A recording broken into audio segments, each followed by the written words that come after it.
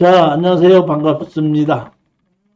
먼저 시간에 이어서 오늘, 이제 공작물, 건축물, 이걸 가지고 이제 잠시 설명을 드리겠는데,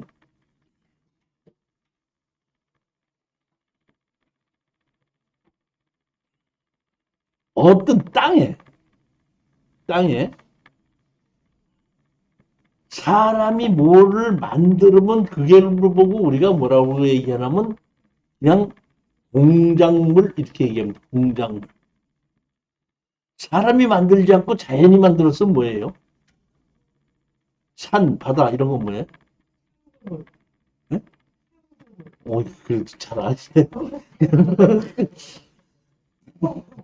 이게 먼저 보면 그건 자연물이라고 생각하는데, 자연물이라고 하는 게 신이 만들었다고 해서 창조물.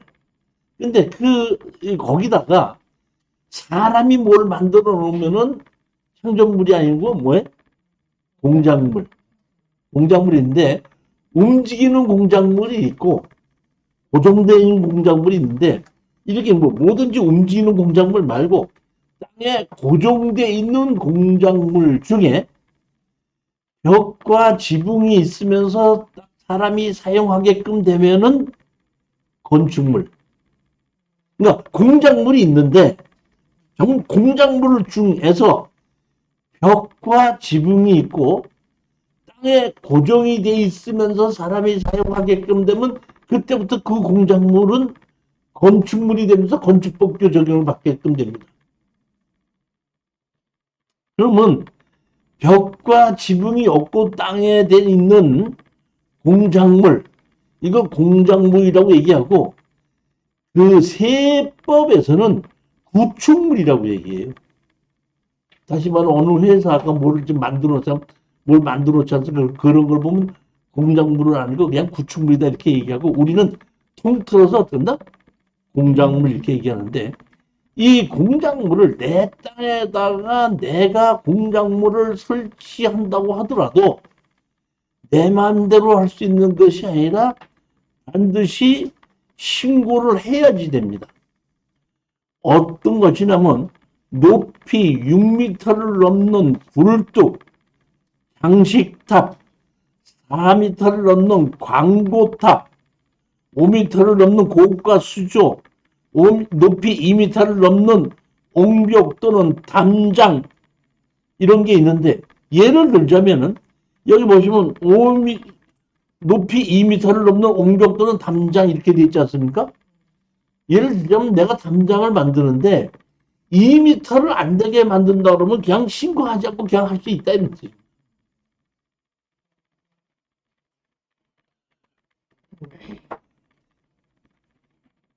자, 공작물을 보십시다.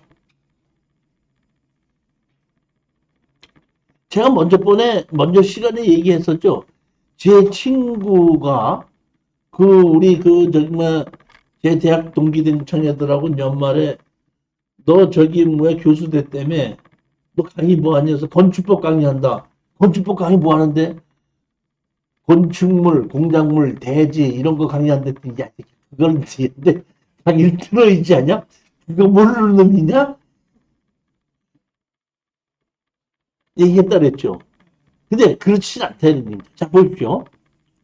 이게 뭐냐면 대전에 있는 유성호텔에 있는 주차장이에요. 제가 대전에서 이제 강의를 해달라고 초청을 받은 적이 있어요.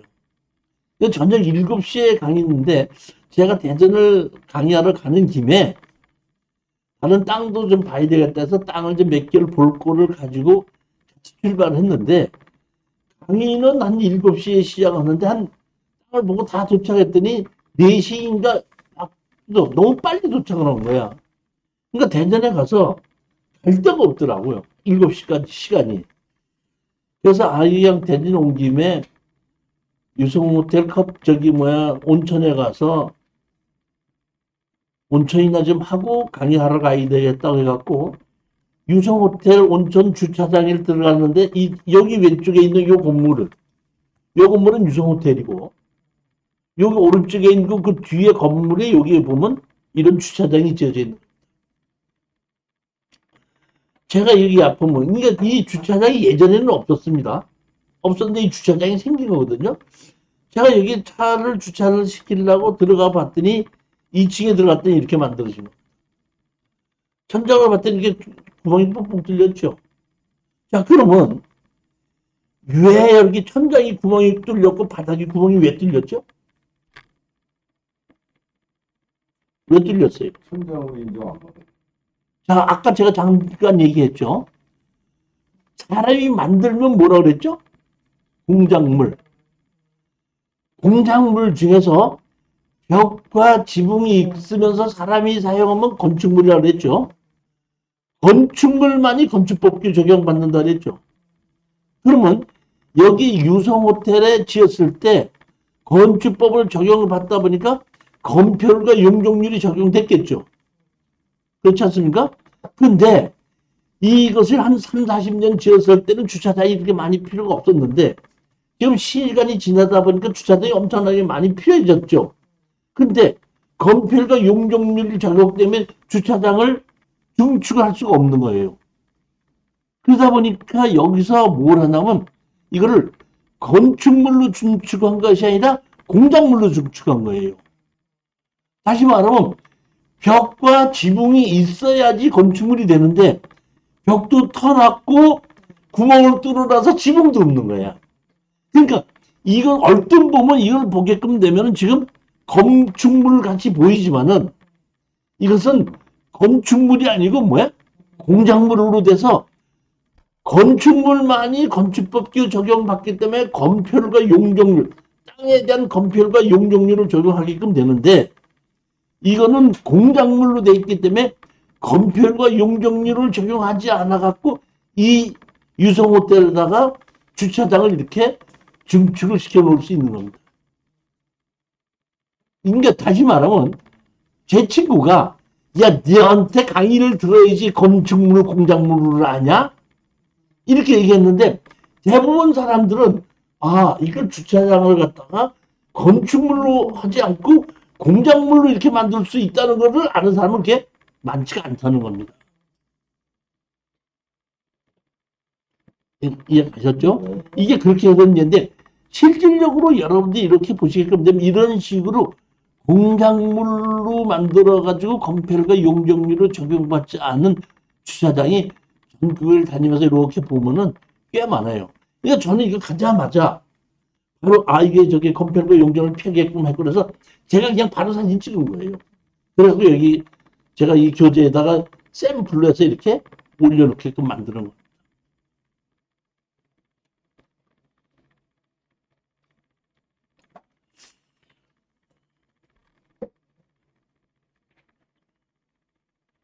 이거는 대구에 제가 강의하러 갈 때입니다. 대구에 강의하러 가서 동대구에서 버스를 내리고 강의실까지 걸어가는데 빌딩 옆에 이런 주차타워가 있는 거예요. 자, 이건 무슨 얘기냐? 조금 있다가 이제 제가 그 건축법 다음번 이제 4강에서 나올 겁니다.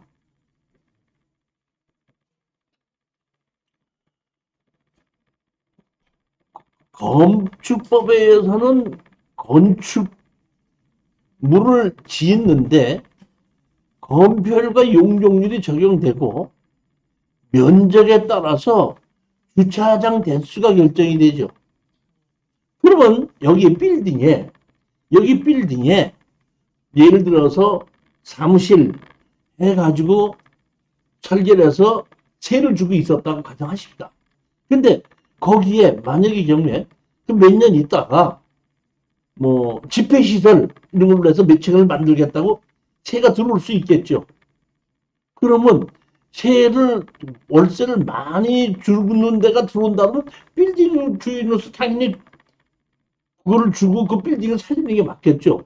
근데 그런 것이 들어오려면 용도 변경을 해야 되고 용도 변경을 할 때는 단순하게 용도 변경뿐만이 아니라 주차장이 늘어야 돼요. 근데 여기 바깥에 보면 여기 딱 그 외관에 지하 주차장도 있고 외부 빌딩 옆에 주차장을 한 대여섯 대 놓을 자리가 있는데 주차장을 한 6대 정도를 더 늘려야 되겠다. 그래야지 그 용도 변경이 되는 거거든요. 어디 늘릴 데가 없거든. 그러다 보니까 여기에 있는 이 빌딩 옆에 있는 빌딩의 주차장을 타워를 만들어 가지고 이렇게 주차장을 어떤다? 늘려서 용도 변경을 하는 겁니다. 가장 중요한 게 우리가 현대에서 건축법에 의해서 건물을 짓고 용도 변경하는 것은 건축법만 적용돼서 뭐 되는 것이 아니라 주차장법이나 소방법이나 오수정화조법이나 이게 다 늘어나야 돼. 다시 말하면 내가 어느 건물을 용도 변경을 할 때에 건축법에 의해서 그냥 용도 변경하면 되지 않느냐 이렇게 생각할 수 있지만은 그렇지 않고 건축법만 적용받는 것이 아니라 오수정화조법에 의해서 만약에 정화조 용량이 모자라다면 용도 변경이 안 되고 주차장이 모자라다 그러면 용도 변경이 안 된다 이런 얘기. 그런 얘기 보면 그 중에서 가장 머리가 아픈 것이 뭐냐면 주차장이에요. 그러니까 이 주차장을 이런 식으로 해결했다 이런 얘기입니다. 자, 이거 보십시오. 여기는 어디냐면 당진의 당진. 당진의 그 옆에 그 서산의 그 바닷가에 이제 가다 보니까 이런 음식점이 있는 겁니다. 그러니까 이 바닷가, 이 뒤에 보면 바다가 보이죠? 여기에 이 바닷가를 찾는 사람에게 데이트 중이나 이런 사람들에게 와서 이런 것을 좀 차나 먹고 간단한 식사를 주게끔 할 수가 있는데 여기는 도저히 건축허가가 나지 않는 겁니다. 건축허가가 나지 않다 보니까 자, 제가 아까 얘기했죠. 건축물이 어떤 것이 건축물이라고 그랬죠? 땅에 고정이 돼야 되고 벽과 지붕이 있고 사람이 사용하게끔 되면 뭐라 그랬죠? 건축물이라 그랬죠. 그런데 아까는 구멍을 뚫어 가지고 벽과 지붕을 없게 만들었죠. 지금은 바퀴를 달아서 고정을 시키지 않는 거야. 무슨 얘기인지 알겠죠? 이동을 시켜 가지고 이거를 뭘로 한 거야? 공작물로 만드는 겁니다. 예를 들어 보십시다. 사장님께서 아주 기가 막힌 그 좋은 곳에 물도 흐르고 조망거리 좋은 곳에 땅이 200평이 나왔어. 근데 건축허가는 안 나. 왜? 용도 지역에 의해서 건축허가는 안 나. 근데 가서 보니까 기가 막혀. 그러면 건축허가가 안 난다고 포기하는 사람이 있는데 그거 사갖고 어떻게 한다? 공작물 갖다 놓으면 되는 거야. 무슨 얘기인지 이해가 가십니까? 다시 말하면 건축물, 공작물 중에서 벽과 지붕이 있고 땅에 고정이 돼 있으면서 사람이 사용하게끔 되면 건축물이 되고 건축물만이 건축법규 적용받는데 공작물과 건축물의 차이가 아까처럼 지붕이 있느냐 없느냐 벽이 있느냐 없느냐 땅에 고정되어 있느냐 안 되어 있느냐 이 두 개가 크게 건축물이 되느냐 공작물이 되느냐에서 어떤 법규로 적용을 받는 거에 크게 차이가 날 수 있다 이런 얘기입니다. 자, 그러면 여기에 컨테이너는 바퀴만 닫으면 다 공작물 됩니까?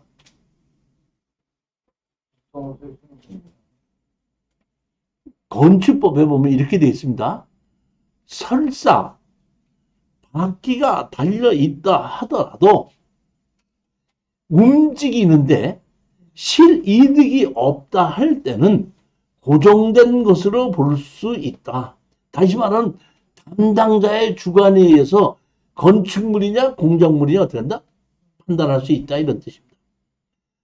다시 말하면 컨테이너가 그러면 건축물이에요 공작물이에요? 공작물. 컨테이너가 항상 언제든지 움직이게끔 다니고 있을 때 유지할 때 자동차 위에 움직인다든가 아니면 컨테이너 창고에 쌓아둔다든가 할 때는 어떤다? 공작물입니다. 근데 컨테이너를 고정시킨다는 얘기예요. 고정시킨다는 얘기는 전기를 연결시킨다든가 수도를 연결시키면 고정된 것으로 보는 거거든요. 근데 이 컨테이너는 전기를 연결시키지 않고 발전기를 써요. 하수도도 통을 갖다 놓고 씁니다, 지금. 그러니까 완벽하게 어떻게 한다? 고정된 것으로 보지 않게끔 만들어 놓은 겁니다. 이해가시죠? 자, 반대로 이럴 수도 있습니다. 이게 한 십몇 년 전 얘기입니다. 제가 고향이 강원도 강릉이거든요. 강릉에 이제 그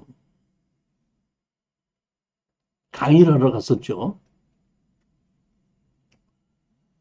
강릉에 강의를 하고 쉬는 시간에 이 건축법 강의를 하는데 쉬는 시간에 한 여자분이 오더니 교수님 강의를 들으니까 내가 웃기는 얘기 좀 하나 해드릴까요? 그러더라고.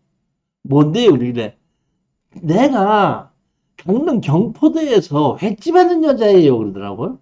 그런데요? 그러더니 근데 내가 손님이 많이 올 때는 홀이 좀 부족해요. 그래서 작아가지고 그 홀 옆에 있는 주방을 털어서 홀로 만들어서 주방을 만들어 놓고 그 앞에 주방은 컨테이너를 하나 사가지고 컨테이너 놓고 주방에서 거기서 이제 요리를 하고 음식을 횟집을 하고 있습니다. 그런데 그렇게 만들어 놓은 지 한 2달 만에 저 초등학교 동기 동창 남자애가 우리 집에 온 거예요. 갖고 깜짝 놀라서 야, 너 나 여기서 저기 뭐야 횟집 하는 거 어떻게 알고 여길 찾아왔니? 그랬더니 그 동기 동창 애가 남자 동기 동창 초등학교 동기 동창 애가 난 너 여기서 횟집 하는 줄 알고 온 게 아니라 나 여기 저기 뭐야 그 시청에서 근무하는데 너 뭐 불법 건축물 공작물 갖다 놓고 뭐 장사한다고 신고 들어왔어. 그래서 내가 조사하러 왔는데 이게 니네 집이냐? 그래 우리 집이야. 그래가지고 그 초등학교 동창하고 오래 만나서 그 횟집에서 소주 한 2병 먹고 회 한 접시 먹었대요. 친구 동창 만났으니까 뭐 그럴 수 있겠죠 뭐.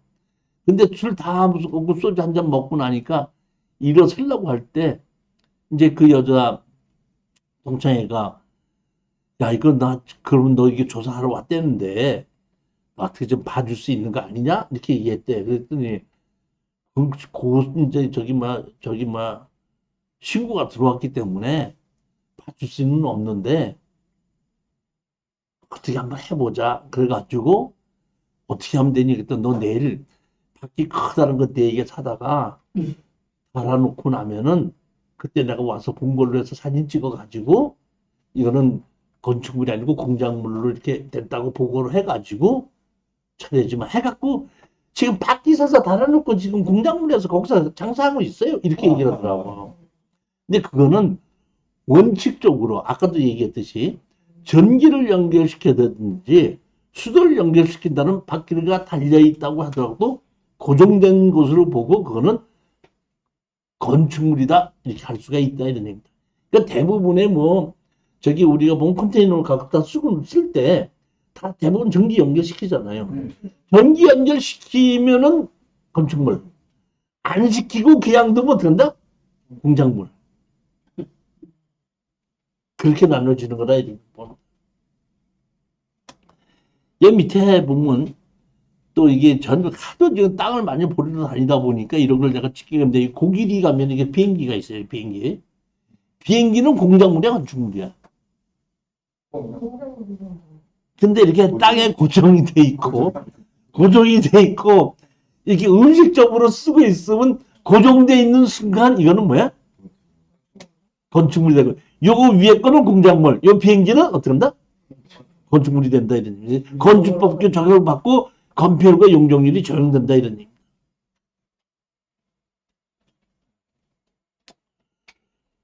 기차도 마찬가지겠네요. 기차도 마찬가지예요. 기차가 그 기차 카페도 그 바퀴가 달려 있어도 고정이 돼 있지 않습니까? 그렇기 때문에 그 기차 카페가 있는 것도 그것도 건축물로 되고 건축 허가를 받아야 되는 건데 먼저 번에 그건 누구죠? 유병훈 누구? 그 저기 이제 난리 났던데 그 사람이 이제 폐 전철을 많이 사다가 나서 뭐 교회다가 많이 놨다 이런데 그 폐 전철을 마당에 놨어도 그거를 기차가 바퀴가 달려 있어도 고정되어 있기 때문에 건축법에 의해서 건축 신고를 해야 되는데 하질 않았기 때문에 그때 불법 건축물이다 이렇게 된 거죠. 그러니까 자, 건축물 그러면 땅에 고정이 되어 있어야 되고 지붕 또는 뭐 벽체가 있어야 됩니다.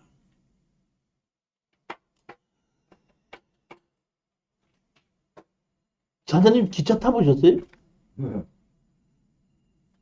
기차 타봤냐고 물어보면 못 타봤어요. 그래야지. 그럼 내가 진짜 못 타봤을까봐 타봤냐고 물어봤어.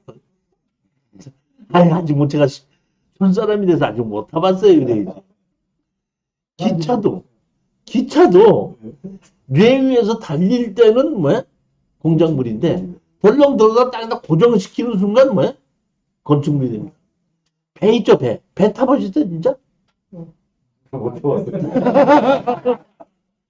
그 배도 강이나 바다에서 왔다 갔다 할 때는 공작물의 배고, 근데 그 배는 하나 덜렁 들어다가 땅에다가 갖다 놓은 순간 그때부터 그 배도 뭐야? 건축물이 돼서 건축법규 적용을 받는다 이런 얘기.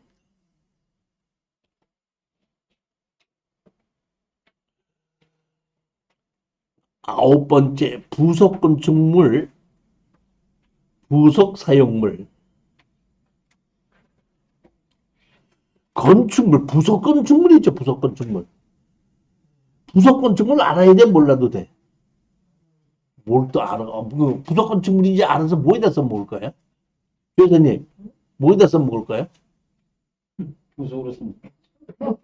대표하고 무서운 관련. 아니, 제 얘기했잖아. 내가 우리 내 친구들이 저기 야, 이 새끼야, 대지 건축물 공작물 너한테 강의를 들어야지 아냐, 이 새끼야. 아이고, 사기꾼 같은 새끼. 네가 그런 걸 강의한다고. 야, 누군지 몰라도 그 강의 듣는 사람이 참 한심하다. 나한테 쓸모없어 하던 얘기야. 근데 여기 내 친구 말에 의하면 여기서 강의 듣는 사람 좀 다 한심한 사람. 한심한 사람이 있어요. 사람은 한 마음 가잖아. 자, 이게 무슨 얘기냐면은 무조건 정말 아주 중요한 겁니다. 어떤 땅에 집을 낙찰을 받는 거예요. 집을 낙찰을 받는데 집에 보면 낙찰을 받을 때에 우리 경매의 감정평가사가 제시외 이렇게 나온 것이 있죠. 제시외가 뭐예요? 경매정보제 감정평가사가 제시외 이렇게 써놓은 것이 있죠. 오늘 처음 봤어? 많이 봤어? 많이 봤죠? 그 제시외가 뭐예요? 제시외가 뭐냐고. 여기 몰라요. 경매로 나올 때는 빚을 진 사람의 부동산을 경매로 내놓는 거죠. 그러니까 그 건물에 이름이 있고 그 건물에 그 등기가 다 돼 있단 말이에요. 그러니까 철수가 빚을 졌기 때문에 철수의 부동산을 내놓는 겁니다. 그런데 등기가 안 돼 있는 건물 있는 걸 보고 우리가 제시외라 그래요. 집이 하나가 있는데 마당에다가 나중에 화장실 하나 더 지었다고 가정하십다. 그게 뭐야? 그러면 제시외는 내게 돼요, 안 돼요? 제시외는 내게 돼요, 안 돼요? 아니, 보면 감정평가사가 이렇게 했죠. 제일 여러분이 아셔야 될 건 이겁니다. 감정평가사가 제시외 화장실 포함. 그러니까 감정에 포함이 됐다고 할 때는 내게 되는 겁니다. 근데 감정에 포함이 되어 있지 않으면 내게 안 되는 거라 이런 얘기예요. 이해가 가셨죠?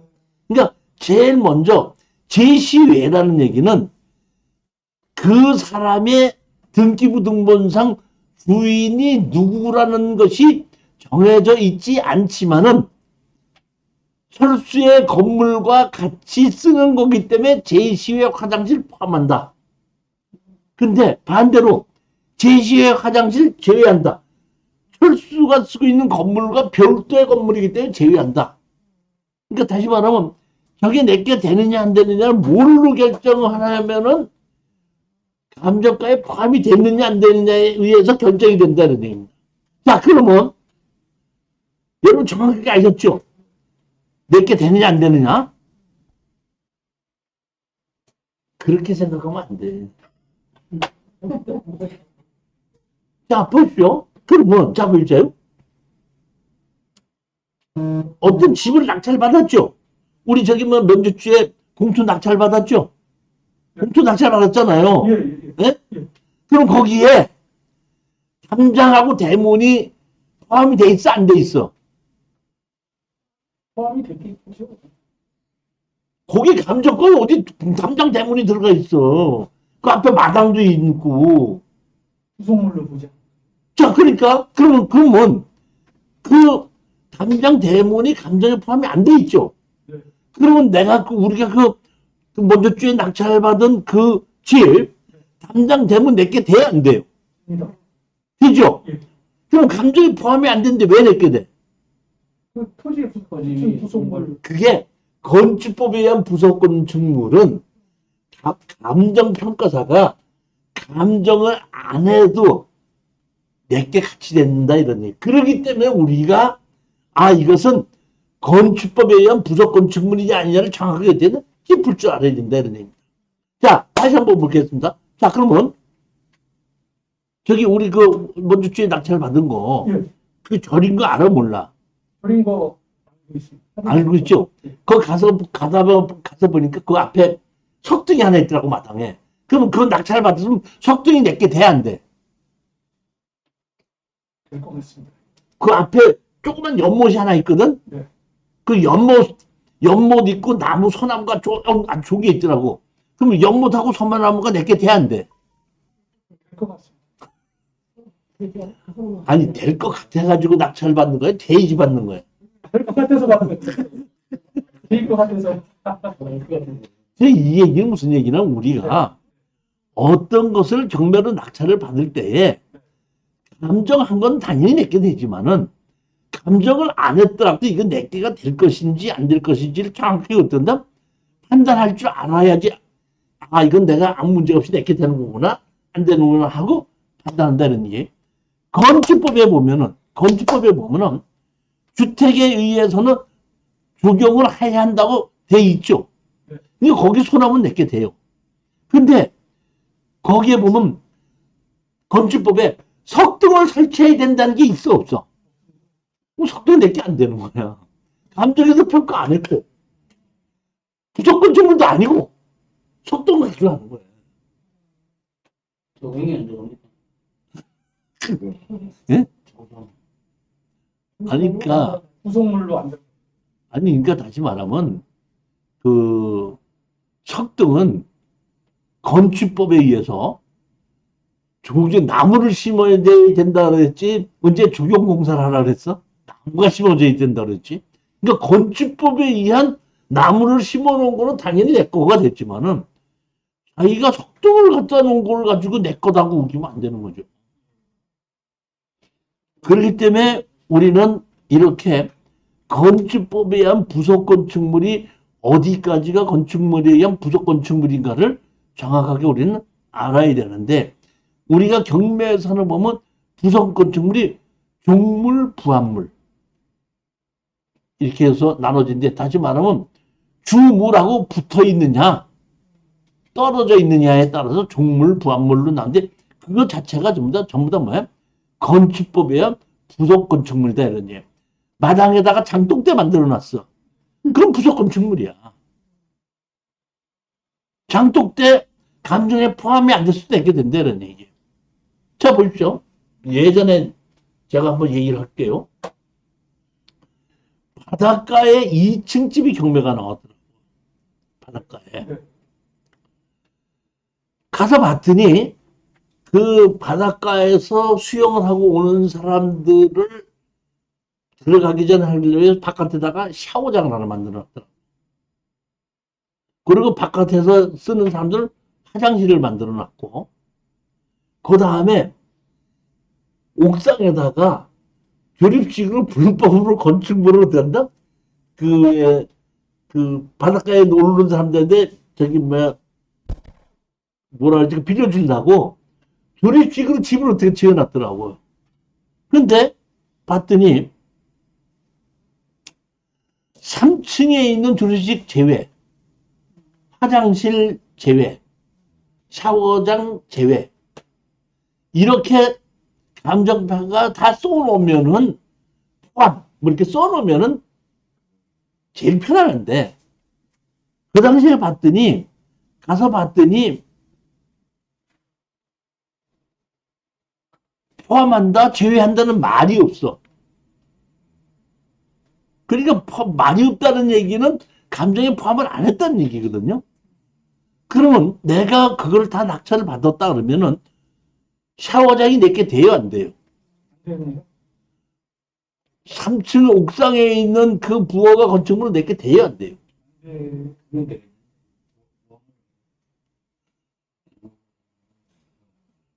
다시 말하면 2층을 통해서 올라가죠. 자기가 뛰어서 올라갈 수가 없잖아요. 그렇기 때문에 그거는 우리게 된다 이렇게 봐야 돼요. 근데 바깥에 있는 샤워장은 주인이 만들었을 수가 있는데 주인이 철수거든. 근데 친한 옆에서 사는 영희가 와서 철수한테 얘기해. 야, 나 아르바이트 좀 하게. 니네 집 마당에다가 내가 샤워장 하나 만들어 놓고 내가 그 샤워장 한번 들어갈 때마다 1,000원씩 받으려고 하니까 만들게 해줘라. 그럼 철수가 영희가 부탁하니까 해라 그래, 안 해라 그래. 그럼 그게 그 샤워장이 철수가 영희 거야. 그럼 철수가 미술 줬는데 영희 거를 우리 거라고 하면 돼, 안 돼?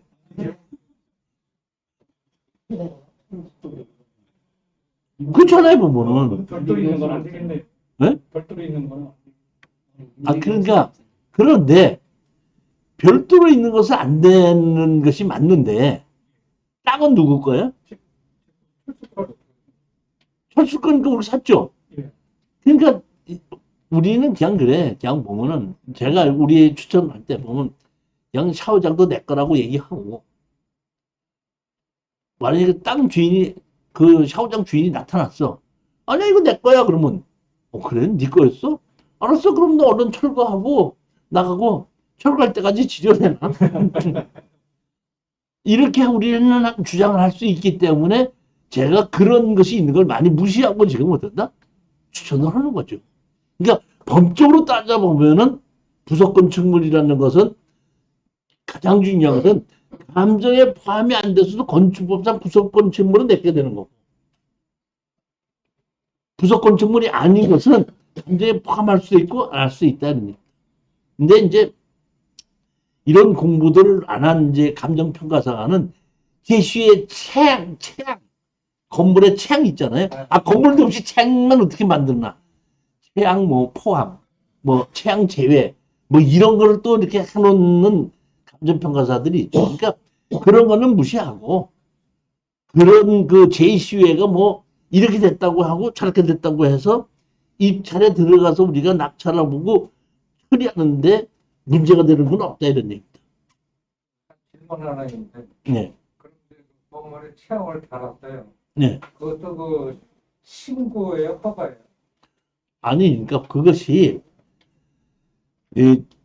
다시 말하면 우리가 건축법에 의하면 1m 이상이면 건축법에 신고를 해야게끔 돼 있거든요.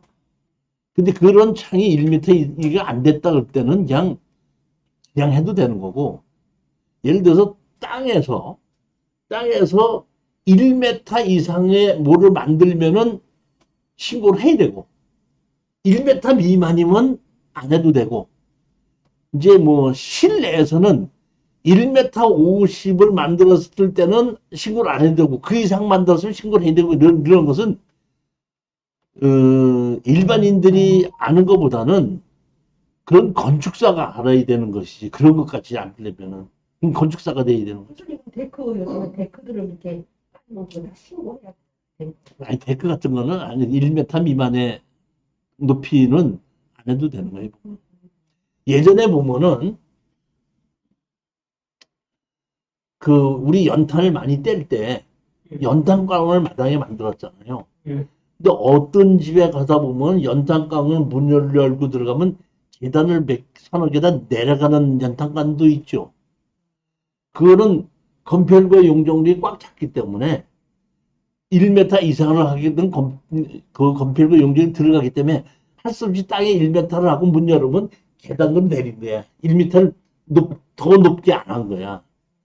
1m 이상 만들어 놓은 것은 건폐율과 용적률이 충분하기 때문에 마당에다가 장독대 만드는 거예요. 지금은 저기 연탄광하고 장독대를 안 쓰기 때문에 없었죠. 옛날에는 우리 개인 주택의 마당에 보면은 장독대하고 연탄광이 항상 있었잖아요. 그것이 낮은 것이 있어서 문 열고 계단 내려가야 되는 것이 있었고 안 내려가는 것이 있었는데 그 차이예요. 외관사로 보면 땅에서부터 1m 이상을 했느냐 안 했느냐의 차이입니다. 여기 보면 이제 종물이 있고 부합물이 있습니다. 다 부속 건축물로 들어간다 이런 얘기입니다.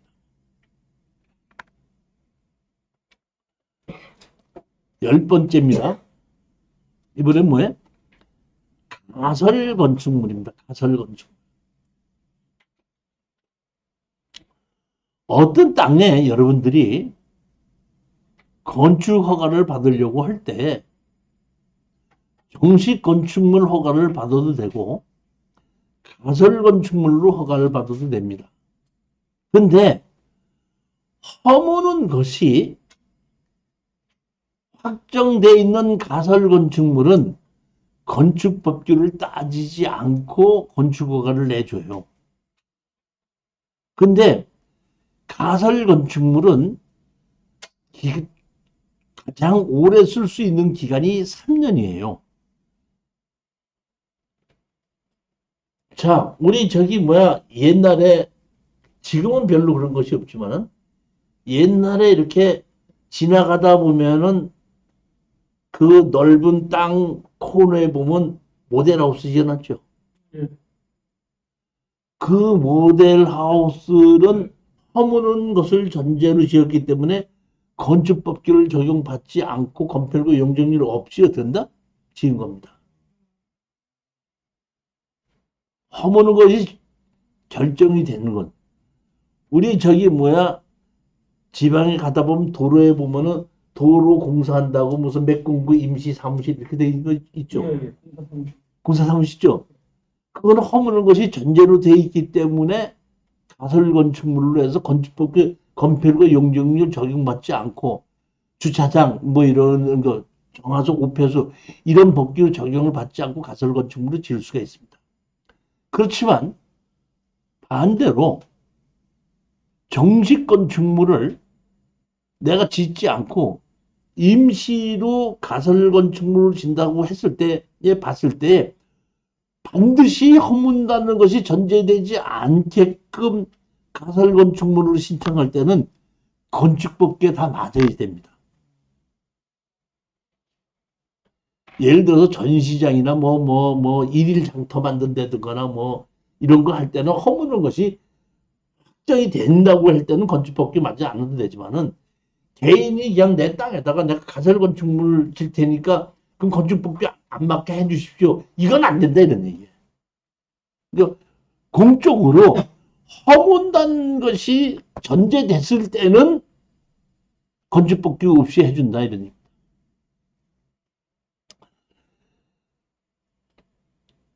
가설 건축물은 정식 건축물 관리장에 올라가 있지 않고 그 다음에 이 등기부 등본에 올려주지 않습니다.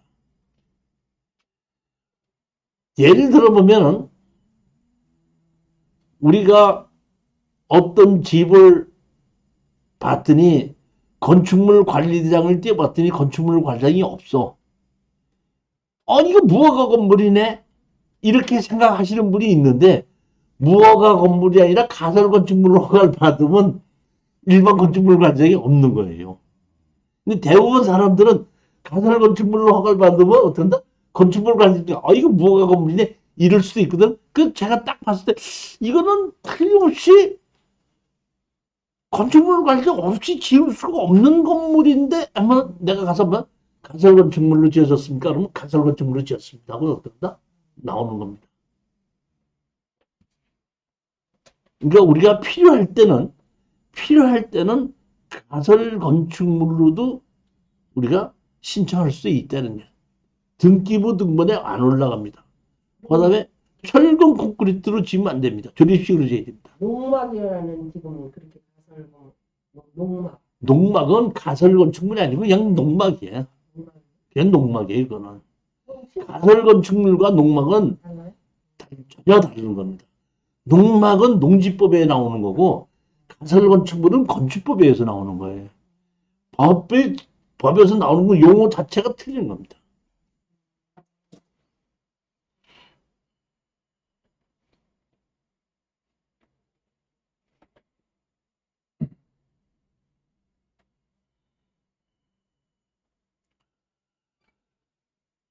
비닐하우스는 어때요?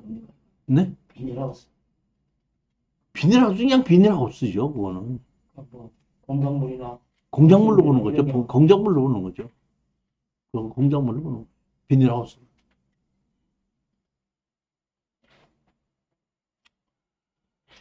철근 콘크리트 조가 아니어야 되고, 존치 기간은 3년 이내일 것, 이렇게 돼 있는데, 큰 문제만 없으면 3년이 지나가서 또 연장시키면 또 3년 또 연장이 됩니다.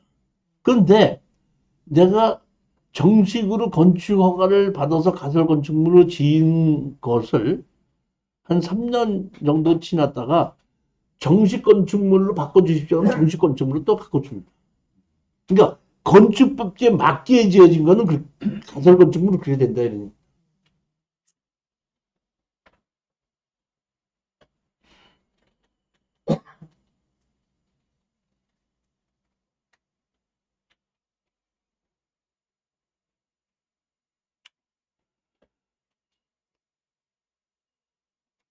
예를 들어서 내가 어떤 땅에 큰 이제 뭐 LH공사에서 땅을 분양을 했는데 사놨는데 건물을 짓기는 그렇고 안 짓기는 그렇고 동네는 몇 개는 들어왔는데 이럴 때는 이제 가설 건축물을 먼저 지어놓고 임대를 주다가 그 후에 동네가 다 들어오시면 정식 건물을 짓는 거죠. 그런 경우가 상당히 많아요. 많죠, 보면. 땅 주인들이 일부러 이렇게 가설 건축물을 짓는 겁니다. 근데 그러한 가설 건축물은 허무는 것이 전제로 하지 않기 때문에 건축법에 다 맞아야 돼요. 컨테이너는 그게 가설 건축물. 아니, 그게 아니고, 컨테이너, 그러니까 가설 건축물을 컨테이너로 지을 수도 있고 조립식으로 지을 수도 있죠. 목재로 지을 수도 있고. 그러니까 그거를 허가를 가설 건축물로 허가를 받느냐 안 받느냐의 차이는 컨테이너냐 아니냐는 것은 시공을 뭘로 하느냐의 얘기지 가설 건축물이냐 아니냐 하고는 관계가 없는 걸로 봐야 되죠. 11번째입니다. 건폐율, 용적률, 건축면적, 바닥면적, 옆면적, 발코니. 어떤 땅에 건축허가를 받기 위해서는 건폐율과 용적률을 적용을 하고 그 다음에 건축면적과 옆면적, 발코니 이런 것이 있거든요. 자, 건폐율이 뭘 보고 건폐율이라고 그러죠? 건폐율. 내 땅을 건물을 지을 수 있는 거를 하늘에서 내린 수평 투영 면적을 건폐율이라고 그래요. 예를 들어서 건폐율이 60평이다. 그럼 내 땅이 100평이잖아요. 하늘에서 내려다보는 것이 그러니까 건폐율이 60%다 그러면 100평 중에서 60평을 하늘에서 내려다보는 걸로 앉힐 수 있다는 뜻입니다. 예를 들어서 1층에는 30평을 만들고 2층은 40평을 만들 수도 있죠. 네. 그랬을 때 하늘에서 내려다 봤을 때 2층이 보이지 않습니까? 그러면 2층까지 다 보이는 것이 그게 뭐야? 건폐로 들어가는데, 예를 들어서 1층은 요만하게 지어놓고 2층은 이쪽으로 2m가 나오고 3층은 이쪽으로도 나올 수 있죠. 그럼 그 위에서 내려온 것 자체가 2층, 3층에서 하늘에서 내려다보는 것 자체가 전부 다 들어간다? 건폐로 들어간다 이런 얘기입니다. 그게 건폐율입니다. 용적률 그러면 용적률이 200%다, 150%다 하는 거는 연면적을 얘기하는 겁니다. 연면적. 땅이 100평인데 우리가 지금 보면 2중 1번 주거지역에서 아파트를 짓는다 그러면 건축법에는 뭐냐면 용적률 250%까지 지을 수 있다 이렇게 돼 있고, 서울시 조례는 200%까지 지을 수 있다. 그러니까 땅 자체가 100평이면은 얼마까지 지을 수 있다? 200평을 지을 수 있다는 얘기입니다. 자, 재건축을 얘기하는 겁니다. 재건축. 재건축이 한참 뜨면 왜 많이 떴느냐? 예전에 재건축을 할 때 아파트가 용적률이 100%였어요. 100%였거든요. 그러니까 100평짜리 땅에 100평을 진 거예요.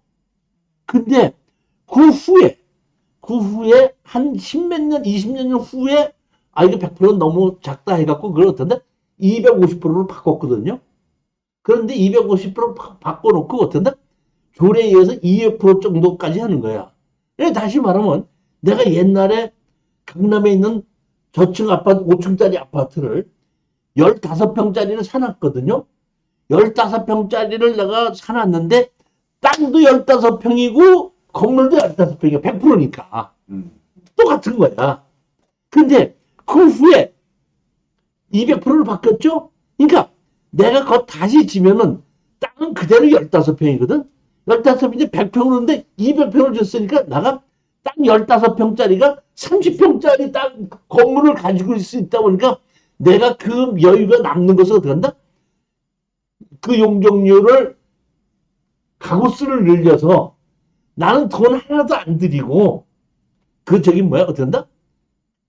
팔아가지고 그걸 시공사가 그걸 가지고 팔아가지고 어떻게 한다? 했기 때문에 그것이 재건축이었다 이런 얘기. 그래서 제일 처음에 시작된 그런 건데 지금은 다시 말하면 200%짜리 지었던 거를 200%를 넣었다? 다시 또 줘야 되죠. 그러면 땅 가격은 올라갔지만은 용적률에 의해서 남은 것이 없어. 땅 가격이 1,000만 원이었는데 2,000만 원으로 올라갔기 때문에 거기에서 이득을 볼 수 있을지 몰라도. 그렇기 때문에 현재 재건축을 할 때는 시공자 부담을 어떻게 한다? 개인이 얼마를 좀 해야지 된다. 이런 얘기가 나오는 겁니다. 근데 옛날에 저층짜리 아파트 재건축할 때하고 지금 고층짜리 아파트 재건축하는 거하고는 조금 용적률에 의해서 차이가 나서 다르다 이런 얘기입니다. 저는 좀 이렇게 생각을 해요. 이번에 보니까 아직까지도 현 정부에서 있는 분들과 현 정부의 국회의원들이 대다수라는 민주당 의원들은 부동산 가격이 세금만 올리면은 양도소득세만 깎아주지 않으면은 잡을 수 있다고 아직도 착각을 하고 있더만. 아직도 수요와 공급에 의해 원칙에 의해서 해야 되는데 양도소득세를 한시적으로 지금 이재명 씨가 낮춰야 할 때 그 근간을 흔드는 것이라서 안 된다. 자, 보면 우리 개인뿐만 아니라 우리가 다 모여 있는 것이 모여서 왜 이런 공부를 하죠? 돈 벌려고 하죠. 우리나라만 해? 세계 각국이 다 그래. 누구든지 다 경제적인 논리에 의해서 살아가는 건 맞죠. 사실은 보면 박정희 정부 때 70년대 중반서부터 강남에 아파트를 지었지 않습니까? 아파트 값도 엄청나게 올라갔습니다. 올라갔는데 제가 보기에는 아파트값 올라간 것보다는 경제가 훨씬 더 많이 발전을 했거든. 왜냐면은 제가 70년도 초반에 대학을 이제 졸업하고서 아르바이트를 할 때에 우리 그 홍대 교수님이 인테리어 공사를 한다고 해서 대한민국의 인테리어를 쫙 만들었을 때에 제가 이제 그 교수님 그 만든 회사에서 일을 할 때에 목수들을 내가 이제 불러 인테리어 한다고. 그럼 몇 명 불러오잖아요. 그런 목수가 지금처럼 이런 가방이 아니라 옛날에 군인들이 갖고 다니는 이런 백 같은 거 있잖아요. 그런 더블백 같은 거 그거 갖고 연장을 놓고 이제 와요. 와갖고 그때 내가 공사를 시키면 제일 먼저 그 사람들이 하는 게 뭔지 아세요? 제일 먼저 와갖고 하는 일이 연장 끓여놓고 숫들로 가는 일이야. 그러니까 2, 3개월, 3, 4개월 동안 일을 한 적이 없는 거야. 근데 일이 며칠 생기니까 연장통 들고 와서 갈고 일을 하는 거예요. 그랬는데 집값도 올라가고 엄청나게 올라가고 돈들이 많이 했지만은 그 70년대 후반서부터 강남에 아파트를 지면서 그렇게 놀던 사람들이 너무너무 일이 바빠지기 시작하면서 그 제일 바닥에 사는 사람들이 현장 일당을 일하면서 그 사람들이 돈을 벌면서 경제가 올라가면서 집이 잘 되는 거예요. 그러니까 다시 말하면 이러한 것을 일을 할 수 있게 하면서 수익이 올라가게끔 하면서 집값도 올라간 거예요. 왜? 돈 없는 사람들이 그 일을 하면서 돈을 벌었잖아요.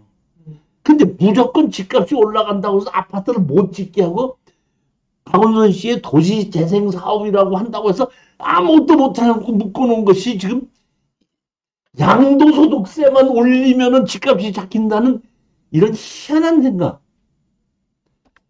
건설공사를 시작했을 때 그 건설공사에서 먹고 사는 사람이 얼마나 많은 일자리를 만들어내는지 도저히 이해를 못하는 사람들이야. 무조건 어떻게 한다? 거기 집값이 올라가니까 막아야 된다. 제가 얘기했어요, 안 했어요? 먼저 시간에 얘기했죠? 예. 무슨 얘기했어? 수요와 공급을 아니, 이명박 정부 때, 이명박 정부 때에 저기 뭐야, 보금자리 주택 만드는 거 의원 불어서 사건 났죠? 예. 아파트 내가 4억 2,600 주고 분양받았는데 입주할 때 되니까 3억 8천 됐다 그랬죠? 예. 왜? 공급을 하니까. 공급을 하니까 내려가는 거예요, 보면. 그리고 그때는 어떻게 한다? 돈이 좀 부족해도 조금 월급을 받는 사람들이 이자를 내가면서 대출 받으면서 집을 살 수가 있었어요. 지금 대출 안 해주고, 공급 안 해주고, 양도소득세만 매기면 집값이 잡힙니까? 아, 난 진짜로, 난 정말 이해가 안 가. 머리가 나쁜 건지, 모르는 척 하는 건지, 일부러 그러는 건지, 난 되는 것. 도저히 나는, 그래갖고 지금도 뭐, 보면은, 아, 이재명 저기 뭐야, 얘기하잖아요. 이재명 씨 얘기하잖아요. 뭐, 6개월 안에 팔면 얼마로 깎아주고, 1년 안에 못 팔까. 무슨 코미디 같은 소리를 하고 앉았느냐고, 지금 이게, 지금 세상 돌아가는 걸 그렇게 몰라? 왜 이 정부 사람들은 부동산에 대해서 어떻게 그렇게 생각을 해요? 표를 위해서 있는 놈 없는 놈 갈라. 내가 진짜 가슴이 아팠어. 내가 저기 뭐야, 그 부동산 투자하는 사람으로서 이명박 정부 때 내가 부동산을 가리키는 사람이 내가 4억 2,600 주고 샀는데 입주하고 나니까 어떻게 된다? 3억 8천 되면 이걸 내가 부동산 강의하는 사람이 말이 돼, 안 돼? 되죠.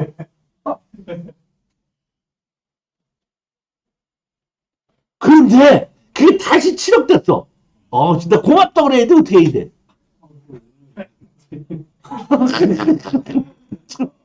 고맙다 그래야 되냐고? 어떻게 되냐고, 내가 보면은.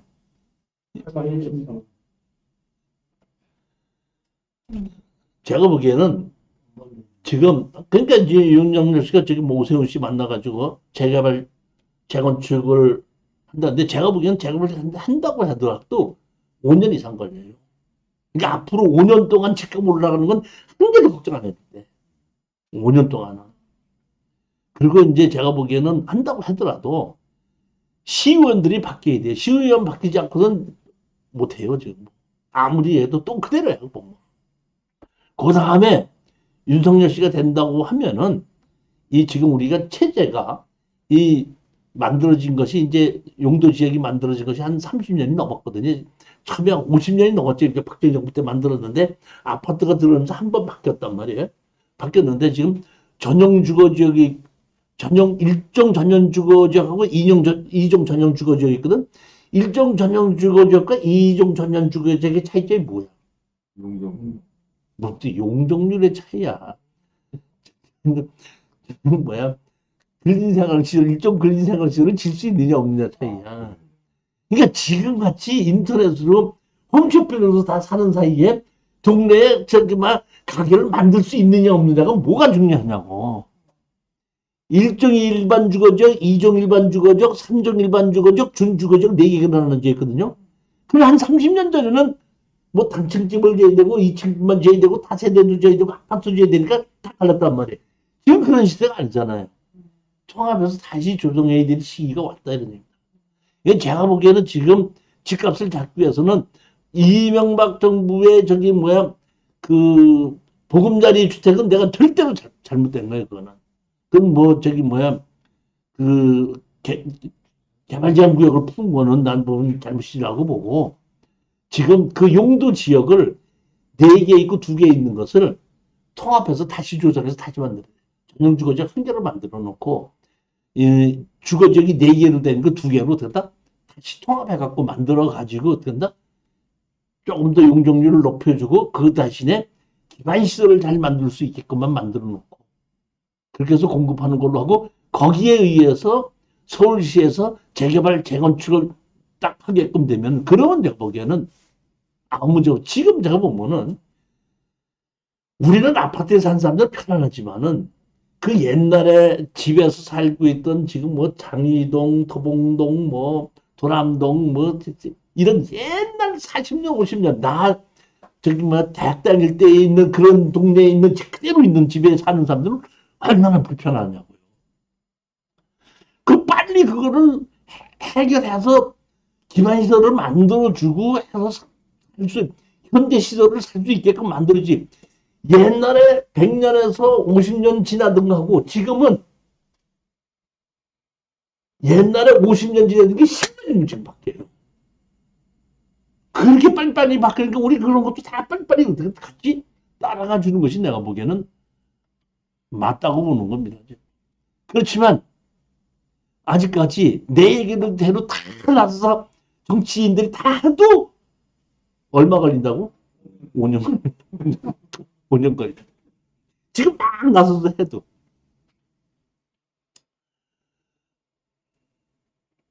연면적이 있고 연면적과 용적률은 같이 다 틀리다. 뭐가 틀려요? 연면적과 지하 면적이 용적률. 그렇지. 지금 공부 많이 하신 분이야 뭐. 지하는 지금 못 된다? 용적률에 들어가지 않습니다. 지상만 용적률에 들어갑니다. 그리고 예전에는 박정희 정부 때는 건축허가를 받으면 무조건 지하를 만들었어야 돼요. 이건 뭐 전쟁이 났을 때 대표를 하기 위해서. 근데 이제 그 김대중 정부서부터 그게 없어져서 이제는 내가 집을 짓을 때 지하층 안 만들어도 되는 거예요. 만들어도 용적률에 들어가지 않습니다.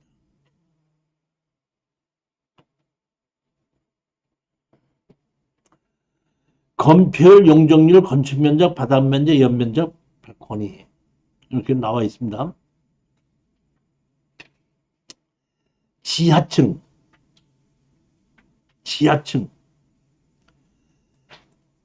땅 수면에 땅 지반에서 한 층의 높이가 땅 중간에서 2분의 1 이상이 나와 있으면은 1층이고 2분의 1 이상이 들어가 있으면 지하층입니다. 예전에는 건축법에서 3분의 2가 땅 속에 들어가야지 됐었는데 지금은 2분의 1로 나누면서 그 우리가 보면 반지하층이다 하는 것이 2분의 1만 집어넣고 어떻다?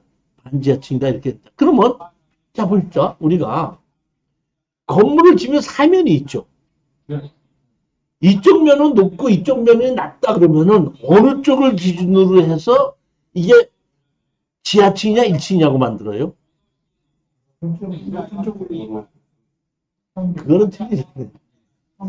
아니, 사면의 표면적으로 합쳐서 2분의 1 이상이 땅속으로 들어간 것이 많으면은 지하층이야. 표면적으로 한번 만나는 겁니다. 각 지표면 부문의 수평거리에 따라 가중평균한 높이의 수평편분을 한다. 자, 이거 한번 볼게요. 이거 아주 옛날에 2012년도면 지금 쓰다 몇 년 전이야? 10년 전. 10년 전에 이제 강의할 때 우리 수강생이 교수님 뭐 하나 좀 찍어주세요. 돈 되는 거 하나 찍어주세요. 근데 이걸 찍어줬어요. 이거. 그랬더니 그분이 이렇게 현장을 갔다 내가 찍어줬으니까 갔다 왔을 거 아니야. 갔다 오더니 나한테 그냥 뭐라고 하자고 조용히 하더니 교수님이 찍어준 거 갔다 왔거든요. 어저께 현장 답사요. 근데 그거 교수님 맹지예요. 왜 맹지를 찍어주셨어요? 그러더라고. 여기 도로가 있죠? 여기 붙어 있죠? 맹지야 도로가 있는 거야. 근데 그분은 왜 현장 갔다 오더니 맹지래? 현황상 뭐 뜨거워. 여기 도로는 여기 위에 있고 여기는 딱딱히 난 집에 여기 위에 있고 여기 밑에 있는 거야. 그러니까 사실상 도로는 붙어 있는데 이 도로에서 자기 땅으로 들어갈 수 없으니까 그런데 맹지 아닙니까 이러는 거야. 맹지 아니야. 네? 아니 그 얘기는 간단해요. 여기 보면 여기가 어디냐면 호명리죠. 호명리가 어디냐면은 청평호수가 바라보이는 그 얕은 산이 호명리야. 그리고 여기에 호명리 여기 땅 주변에 한 열 몇 개를 개발업자가 개발했고 가운데 도로를 내놓고 분양을 한 거야. 그래서 이 옆에는 다 분양을 했어. 120만 원씩인가 얼마 분양을 했는데 이것만 분양이 안 된 거야. 분양이 안 돼가지고 된다? 221평이잖아요? 220평은 120만 원씩이고 100만 원만 쳐도 2억 2천이죠. 근데 이것이 뭐야? 1억 9천이 나와서 8,700에 해갖고 6,700까지 나온 거예요, 보면. 왜? 왜 그러냐면 이거는 지금처럼 이렇게 땅이 높으니까 아무도 사질 않아가지고 여기가 이렇게 있다 보니까 이 땅만 경매로 나온 거예요.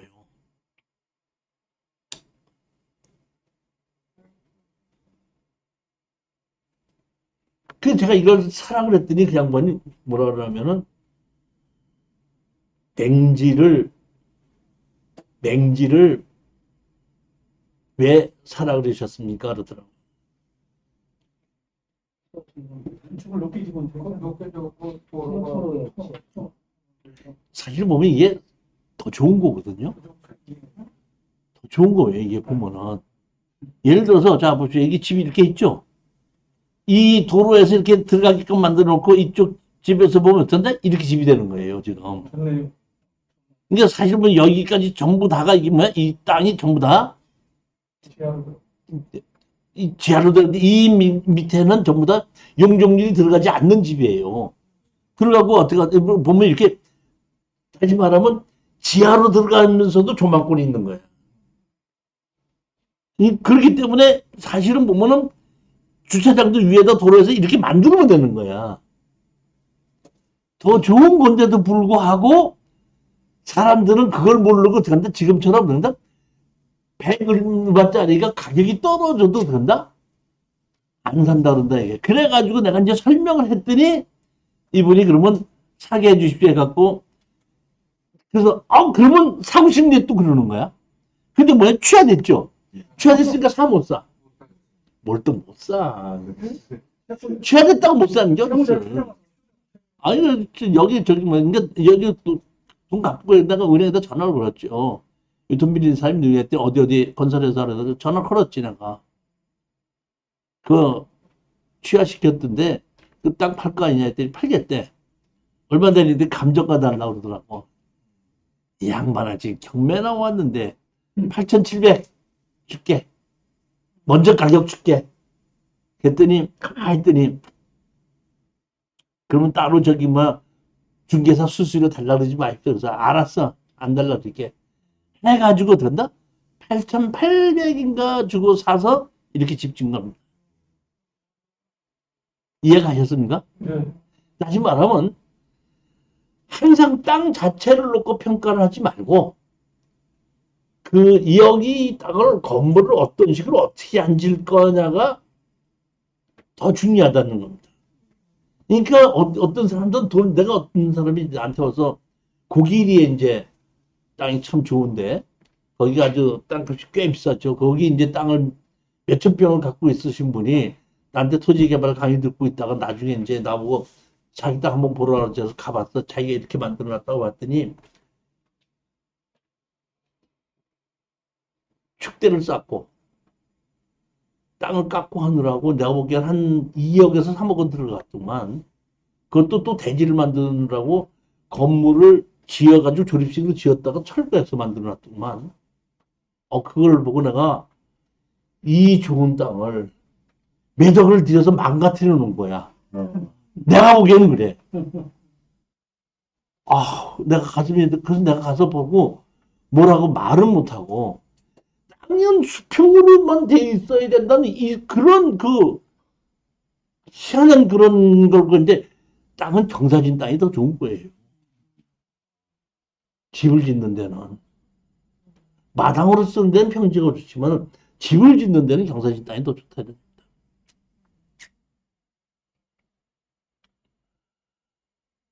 이게 요 가운데가 이게 가운데가 이게 뭐냐면 이게 화장실이에요.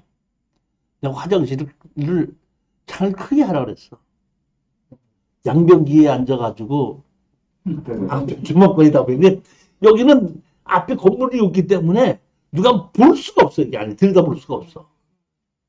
그러니까 그냥 화장실 크게 탁 만들고 샤워하면서도 그냥 앞에 그냥 환하게 그냥 보이고 화장실에 앉아서도 뭐야? 신문 안 보거든. 밖에 저만큼 보는 거야. 그렇게 만드는 겁니다. 보면.